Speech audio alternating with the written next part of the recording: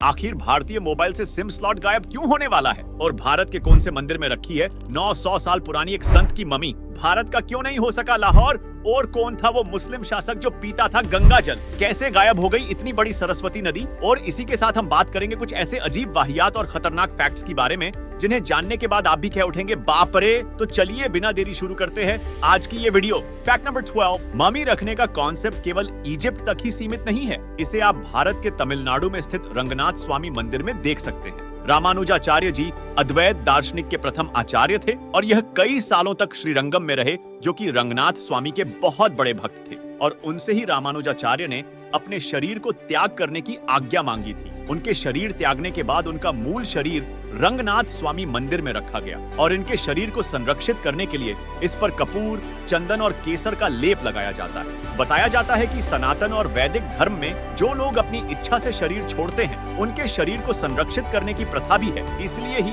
रामानुजाचार्य के मूल शरीर को उनके शरीर त्याग करने के बाद भी 900 साल तक संरक्षित रखा गया है। फैक्ट नंबर 11, दोस्तों क्या आप यह जानते हैं कि पाकिस्तान में आज जो लाहौर मौजूद है वो पहले भारत का होने वाला था, लेकिन आजादी के बाद कुछ ऐसा हुआ जिसके चलते लाहौर भारत का नहीं हो सका। दरअसल बात सन 1947 की है, जब बंटवारे के दौरान लाहौर में हिंदू और सिख की आबादी 40% थी, लेकिन इनकी इकोनॉमी और प्रॉपर्टी 80% थी। फिर भी भारत का विभाजन करने वाली कमेटी इंडो पाक बॉर्डर कमीशन के हेड सिरिल रेडक्लिफ ने लाहौर पाकिस्तान को दे दिया। जब भारत के एक सीनियर जर्नलिस्ट कुलदीप नायर ने उनसे इसके पीछे का कारण पूछा तो उन्होंने बड़ा अजीब जवाब दिया। रेडक्लिफ ने कहा पाकिस्तान के पास कोई भी बड़ा शहर नहीं था और कोलकाता तो मैं हिंदुस्तान को दे ही चुका था, इसलिए लाहौर पाकिस्तान को दे दिया। फैक्ट नंबर 10, अगर भारत का इतिहास उठाकर देखा जाए तो हमें यह पता चलेगा कि मुस्लिम शासकों ने हमेशा भारत में हिंदू संस्कृति और उनकी धरोहरों को नुकसान पहुंचाया है। लेकिन इतिहास में एक मुस्लिम शासक ऐसा भी हुआ था जो हिंदू धर्म में सबसे पवित्र माने जाने वाले गंगा जल को पीता था। हम बात कर रहे हैं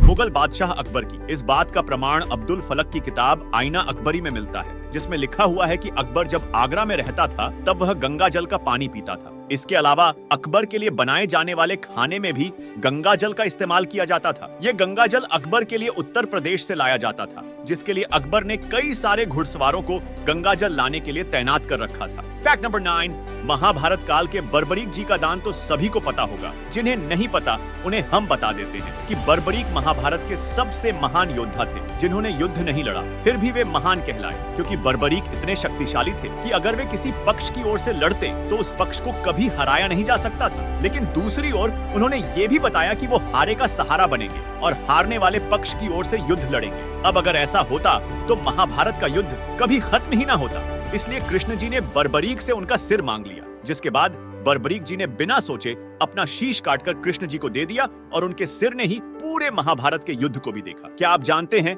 कि 5000 साल बाद आज भी बर्बरीक का सिर राजस्थान के सीकर में स्थित है? इस स्थान पर बर्बरीक जी का सिर दफनाकर उसके ऊपर मंदिर का निर्माण करवा दिया गया था, जो आज खाटू श्याम मंदिर के नाम से विख्यात है। फैक्ट नंबर 8, इतिहास में रानी दुर्गावती, रानी पद्मावती, हाड़ी रानी, झांसी की रानी जैसी कई महान और वीरांगनाएं रानियां हुई हैं। ऐसी ही एक रानी थी महारानी दिद्दा, जिनकी अपंगता के कारण जन्म के बाद ही उनके परिवार ने उन्हें त्याग दिया था। लेकिन आगे चलकर यही कश्मीर की शासिका महारानी दिद्दा बनी और इन्होंने अपनी चतुरता और पराक्रम से महमूद गजनवी को युद्ध में एक बार नहीं बल्कि 2-2 बार हराया था। बताया जाता है कि रानी दिद्दा ने ही गोरिल्ला युद्ध नीति की शुरुआत की थी और इसी से इन्होंने अपने 500 सैनिकों के साथ महमूद गजनवी के 15,000 सैनिकों को युद्ध में हरा दिया था। फैक्ट नंबर 7, ट्विन्स पैराडॉक्स एक ऐसा फेनोमेनन है जिसे सुनने के बाद आपका दिमाग चकरा जाएगा। ट्विन्स पैराडॉक्स टाइम डिलेशन की थ्योरी को समझने का सबसे पॉपुलर फिनोमेना है। मान लीजिए 2 ट्विन्स हैं जिनकी उम्र 5 साल है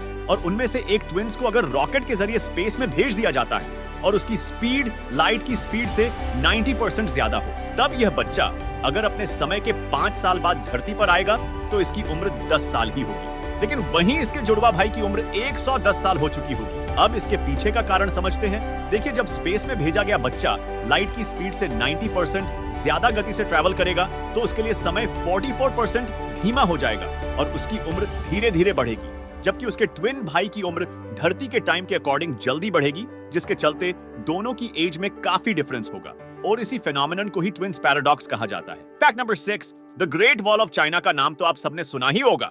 यह दीवार चीन में स्थित है और करीब 6,400 किलोमीटर के क्षेत्र में फैली हुई और 4,000 मील लंबी है। आपको जानकर हैरानी होगी कि इस दीवार का निर्माण होने और क्षतिग्रस्त होकर फिर पुनर्निर्माण होने में करीब 2,500 साल का समय लग गया। ग्रेट वॉल ऑफ चाइना को बनाने के पीछे का कारण उत्तरी हमलावरों से अपनी रक्षा करना था, लेकिन इसे बनाते हुए ही करीब 4 लाख लोगों की मौत हो गई थी, जो शायद हमले में भी न मरते। फैक्ट नंबर 5, यह तो आप सभी जानते हैं कि एक समय पर भारत में दुनिया की सबसे बड़ी यूनिवर्सिटी नालंदा विश्वविद्यालय मौजूद था, जिसे बख्तियार खिलजी ने नष्ट करवा दिया था। बख्तियार भारतीयों की संस्कृति और उनके ज्ञान से परिचित था और उसे यह बिल्कुल गवारा नहीं था कि उसके धर्म से कोई और अन्य धर्म इतना एडवांस और श्रेष्ठ हो। इसलिए उसने भारत की कई ऐतिहासिक इमारतों को ध्वस्त करना शुरू कर दिया था। और ऐसा कहा जाता है कि इसी बीच एक बार खिलजी बहुत बीमार पड़ गया और हकीमी के लाख इलाज के बावजूद भी वह ठीक नहीं हुआ। तब उसने नालंदा के विद्यार्थी को बुलवाया और उनके सामने शर्त रखी कि वह उन्हें बिना किसी औषधि के ठीक करके बताएं। इसके बाद अनवेद ने ऐसा ही किया और खिलजी को अगले दिन कुरान ला कर दी और ये कहा कि इस कुरान को रोज पढ़े। खिलजी ने वेद की बात मानते हुए रोज कुरान को पढ़ाना शुरू कर दिया और कुछ दिन में वह ठीक भी हो गया। जब खिलजी ने उन वेद से अपने ठीक होने का राज पूछा, तब वेद ने बताया कि उन्होंने कुरान के पन्नों पर औषधि लगाई थी, जिसके कारण खिलजी कुरान को पढ़ते वक्त उंगली पर थूक लगाकर पन्ने पलटता, तब वह औषधि उसके भीतर चली गई और वह स्वस्थ हो गया।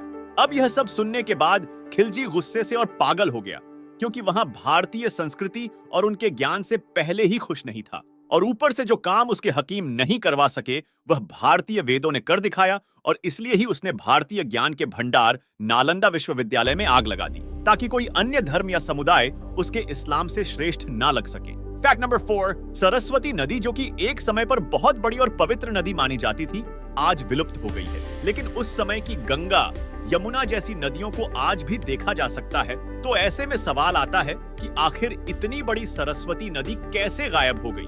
इसके पीछे ऋषि वेदव्यास जी का श्राप है।